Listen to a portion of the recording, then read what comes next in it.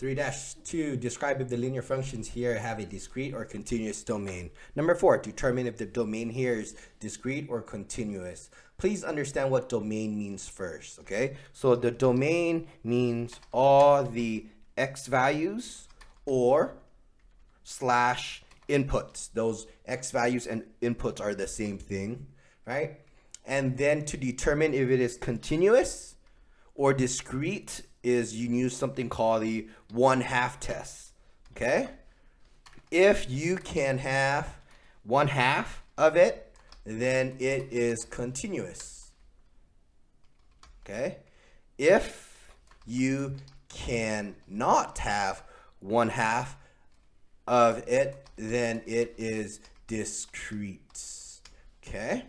So that is the test that you want to apply, okay? So if you can have 1/2, it is going to be continuous, and if you cannot, okay, and it is going to be discrete, right? So that is the test that you want to apply. You're looking at the x values to see if you can have 1/2 of it or not, right? So that is the idea that we want to keep in mind, right? So let's take a look here. Hours is the x value here. So this is your input, okay? You're looking at hours, all right?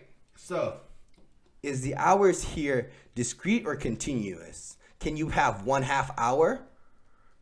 Can you have half of an hour? Yes. So it is yes. So you're going to write continuous. Okay. The number of clients here is your input. Okay. Can you have 1/2 of a client? No, you cannot have half of a client. So it is no. Therefore, you're going to write it is discrete. You can't have half of a person. Okay. Look at C and D. They're all in a graph. So take a look here. This is your x value, your input.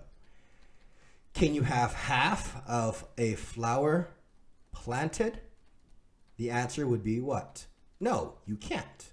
So this is going to be discrete. Okay?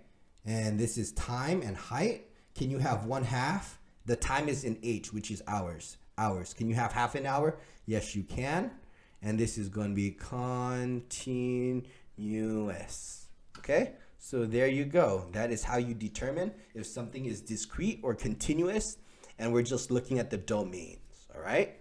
So you want to apply the 1/2 test. And if you can have half of it, it is continuous. If you cannot have half of it, it is considered to be discrete.